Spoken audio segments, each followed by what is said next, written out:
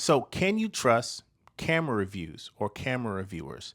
These are the questions that have been bubbling up for the last several months on YouTube. And I want to say it came to a full spill yesterday at the time of this recording with Gerald Undone'S video. This morning I watched Lee Zavitt's video. And the reason why I'm making this video is because actually this is an intro to a video that I shot back in April. Like I said, this has been bubbling up. I think Jason Morris did a video and I did a reaction to that video.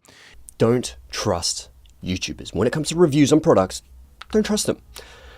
And it was my perspective from, that of a viewer. People who are watching these videos and these influencers, these YouTubers talk about these cameras, and just my general, honest, pure thoughts.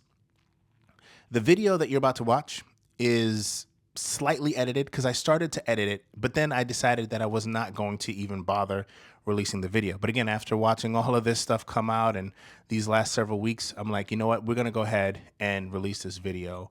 So you'll see a little bit of a few cuts in the beginning, but for the most part, it's uncut. It's a full take, right? There's some mistakes in there. You might hear me like go back a couple of times, but again, it's just unfiltered. And I think it's a very important point that I want to make in this video. And I just want to be part of the discussion online because if we can collectively make a change, then that'll be really good. So it's insane to me, too, when I think about it. I watched the video again this morning and I was like, man, a lot of the stuff that he touched on was stuff that I touched on, from the trips to Lumix, to just it's crazy. It's crazy how the conversation mirrors. And I don't even know Gerald, right? But those are my thoughts back in April. So check out the video. Let me know what you guys think in the comments below. I'll check you guys out in the next video. Peace. Hey guys, my name is G. You're watching Keeping This Tech. There's been a lot of conversation online recently about whether or not YouTube reviews and reviewers can be trusted. Just watched Jason Morris' video about that same topic, but in the camera space. And I think that that's pretty interesting.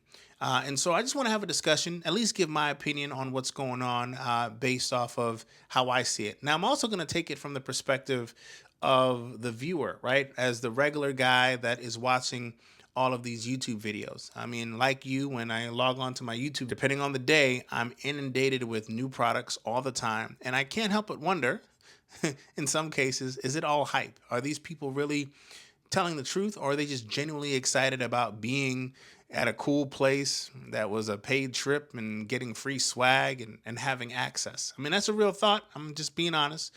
But I also am going to take it from the perspective of these guys that are creating content, that have built their brand and their following up to the point where they have relationships with these big companies that are now leveraging their audience to sell products. When was the last time you saw a camera commercial watching a TV show? Like, I'm not seeing any commercials for Canon watching Shogun, for instance, right? It just doesn't happen. So these companies are using YouTube and other platforms like it to get their products out there, get the word out, create interest, and to sell products. And that's just the way that works, right? I've been in marketing, so I know how that operates, right? There's a lot of attention to detail is spent in just terminology, right? The type of words that you use in a few sentences can really determine whether or not there's going to be a huge impact or a minor impact. So those things are all things that you got to consider. Now, from the perspective of the viewer, like we all are watching YouTube videos,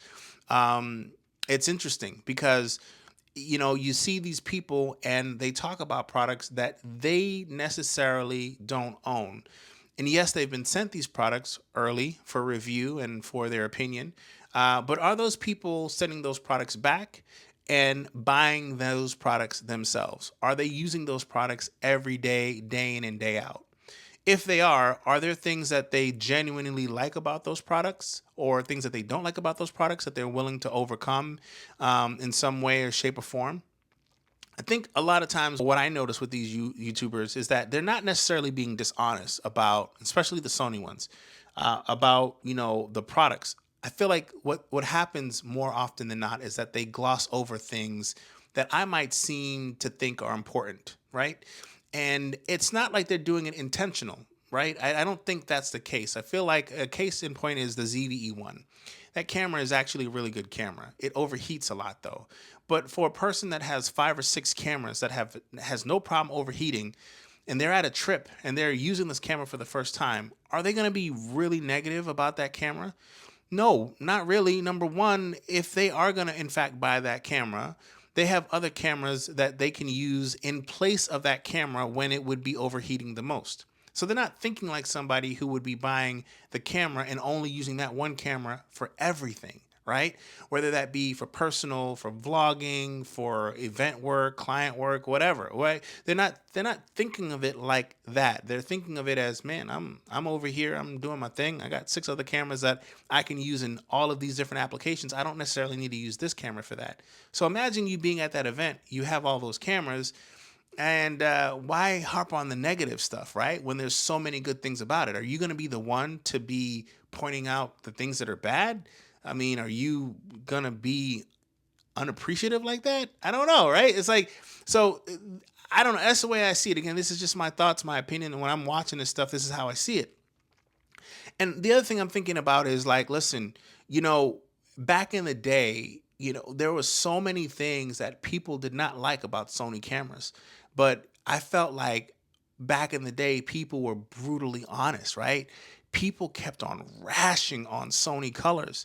People kept on talking about how 8-bit was terrible. People kept on talking about how the ergonomics weren't good. And all of this stuff kept on just kept on being reiterated. Remember when the flip out screen was a big deal? Like Sony refused to put out that flippy screen on cameras forever, even to the point where the A6400 and A600 had the flip up screens, right? And it was just like people just kept on just rashing on Sony, right? And they ended up giving us the products that we know today. I guess my take on this is that nobody's doing that anymore, right? Nobody's saying, hey, man, like all the stuff that you're doing is good, but what about all of the stuff that you can still be working on, right? Like, how come we're not really doing anything about this, right? It doesn't seem like we're getting that push. Now, there was a huge push for the A7S III to get an update. It took 3 years, but it happened. And I think that people need to be a little bit more vocal, opinionated, if you will, about things that are not right. But it just seems that everybody seems to be so casual about it now. And you have to wonder, people in those situations, are they going to be effective in getting things like that done? But is that even their priority, right? Who knows? I don't know. I think the other thing to think of it, like another angle to look at it, and I'm talking about Sony a lot because that's kind of like, the space that I'm in, right? Those are the cameras that I use. Those are the reviewers and YouTubers that I watch. But I've also been really kind of interested in seeing what Panasonic's doing. And I got to be honest with you, as a person who's kind of trying to get information, it's really hard for me to believe the reviews about Panasonic cameras or even the influencers that Panasonic has hired to talk about their product. It's just weird because the model is a little different than what I'm noticing with Sony, right? It's like Sony users seem to get the products and they get to talk about the products and they have to send them back. But Panasonic users seem to just get the products and they can hold on to them indefinitely. And as long as they're doing videos about it, that's fine. So imagine a situation where, this person is getting all of these cameras and lenses for free. They're not spending any of their own money to get these products. And the question is, are they selling the products that they own and have been using off to just get only Panasonic stuff? And that answer is a no. Let's back up here. Let's talk about good products. I feel like good products are products that'll make you change your mind, right? Good products will create an emotional reaction. It'll also cause people to take action. And I can't tell you how many videos that I've seen about people who have switched over to Sony because Sony has changed their mind by making a good product. Matty Hapoya is probably the most notable one, right? He used to get Sony things sent to him all the time, and the thing I like about Sony is that they'll send it to everybody. Like, it doesn't matter if you have a following, if you're doing a thing, if you meet whatever criteria they're looking for, whether or not you're for Sony or not, they're gonna send you products just to get your take on it, right? And, there'd be many times Sony would send them products before the A7S III, and they'd be like, oh, this is cool, but nah, I'm good. He's going to go hang out with his friend Peter and go back to using their Canon cameras. But it was something special about the A7S III that made him switch over. Again, good products will make you change your mind. And there's been countless of other prominent photographers too that have tried, the A7R Mark V or the A7R Mark IV and seen how crazy that dynamic range is and how powerful that sensor is and have switched over. And these people are now using these products day in and day out, right? And so when I'm watching videos, I'm watching for people who would otherwise dismiss a product, but are genuinely like, man, this is actually pretty cool. How is that coming along? How is that working? I'll check in on their channel again 3 or 4, 6 months later, when they do those reviews. Hey, 1 year later, this is where I've been at with this. And those reviewers, I tend to believe a lot more than people that are just sent products and are not paying for them, right? You gotta put your money where your mouth is. So back to the Panasonic stuff. A lot of these people are just getting sent the stuff for free and they can use it.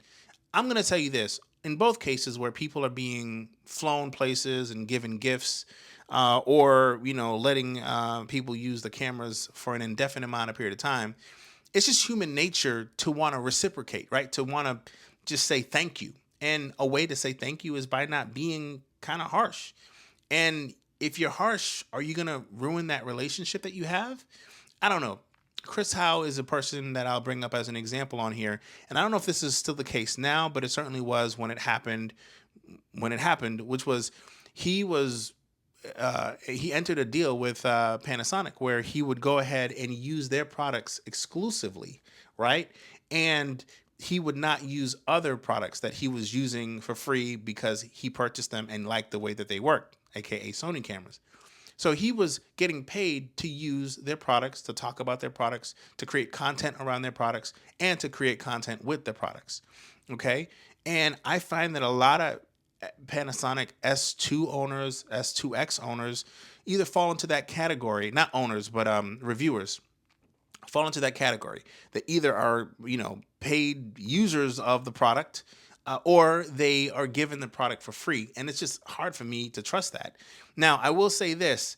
The other side of that is, can you be mad at somebody like him for doing that? Like, if you were in that situation, and I don't know what the numbers are, I'm just throwing this example out. Imagine, you're doing your thing, you're creating content, a brand comes to you and says, hey, listen, I'll give you 6 figures, whatever that number is, for you to just use our gear and talk about our products. Just don't use anything else. Would you say no to that? Right? And can you be mad at somebody for that? I mean, are you the one putting food, right, on his table and taking care of his family? No. Like, and I don't know if I could be mad at that person either. But I'm not that person, and I'm not on that side of the fence. I'm on the other side of the fence. I think it's a tall order for me not to be skeptical about what it is that you're talking about because you're getting paid for that. I mean, think about it. Like, a UPS driver or an Amazon driver, right? They are, influenced, right? Or inclined to follow the rules of the road because that's their job, right? And so you're not going to do things you're not supposed to do, or get your company mad at you if that's your source of income. And so you just got to know that, and that might be a dumb example, but you know what I'm saying. It's just like these people, they're getting paid. So really what they're saying, you kind of have to take it with a grain of salt, even if it might be true. And an example of that is the Nisi V&D filters. Now, I want to say this. When I was looking at filters, because I started shooting an S-Log 3, I was trying to figure out what was the best filter system for me. And every video that I saw about the Nisi V&D filter, I want to say 9 out of 10 of them were all people that were sent the Nisi filters. And I was just like, man, is this thing true? Can I believe it? Like, can I trust that these reviewers, what they're saying? And in that particular case, I purchased the Nisi filters. I love them. And all the things that they said were true. And it's one of these things where, like, I had to take a chance and try it out for myself to believe it. I love the Nisi filters so much that I've sold all of my Peter McKinnon Proler Pro filters and in place of them. So that's all I'm rocking now. But that's an example of when hey, it looks like it could be fishy, but it ended up being legit. Now, who knows? Maybe the Panasonic cameras are dope. I don't know, but it just seems to me that I don't know anybody who's using Panasonic cameras. I know a lot of filmmakers and independent creators and people like that, and nobody's using Panasonic. So it's a head scratcher to me. And I kind of hear that echo across, the different platforms that I frequent as well. So I don't know, man. I don't know. I will say this: Patrick Tomas, he's a great creator. I respect his work. He's somebody that I will listen to, right? And he has a Panasonic. I don't know if he purchased it eventually or whatever, but he has come out and said, "Hey, man, these cameras have come a long way. They are better in autofocus than they were, but they're not as good as his Sony cameras, right?" And for that, he will not give up his Sony cameras in favor of that. The day when that happens, when people are like ditching their Sony cameras again for a Panasonic camera, that's when I'm going to take a little bit more notice. That's when I'm going to give it a little bit more weight. When people are actually purchasing this and using it, when I'm on a gig and I see other people using Panasonic, or they're talking to me about a show or whatever, and they've used Panasonic gear, that's when I'm going to start listening and paying attention to it. So I think at the end of the day, what I would say to everybody else who's just like me watching these YouTube videos, consuming this content, trying to figure out where the best way to spend your money, I would take everything with a grain of salt. Make sure that the people that are talking about the product are the ones that are using it. And give grace to these people that are creating content. Like, geez, like if you were in that situation and you were trying to make something out of nothing, you wouldn't like people constantly like mistrusting you, right? And so I guess it's a two-sided thing. I mean, I got mad love for people like, um, I should say, I got mad respect for people like Cam Mackey, Jason Morris, the Justines of the world, whatever. I do. No lie. I mean, I respect these guys, Marcus Browley, but what works for them doesn't always work for me, right? And so I always keep that in mind when I'm watching whatever I'm watching from them in regards to their content, right? And so that's kind of like where I'm going to leave it. It is what it is. Those are my thoughts. I'd love to hear what you guys say in the comments below, but I'll check you guys out next time. Peace.